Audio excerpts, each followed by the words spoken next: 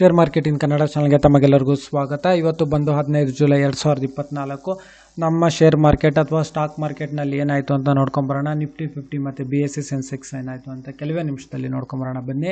Nifty 50 ಇವತ್ತು close ಆಗಬೇಕಾದ್ರೆ ಸುಮಾರು 24,586.70 ಅಂದರೆ 84.55 ಪಾಯಿಂಟ್ಸ್ ಅಷ್ಟು ಇವತ್ತು ಏರಿಕೆ ಆಗಿದೆ. ಇದು ಒಂದು ನಮ್ಮ ಶೇರ್ ಮಾರ್ಕೆಟ್ನಲ್ಲಿ ಒಂದು ದಾಖಲೆ ಅಂತಲೇ ಹೇಳ್ಬೋದು.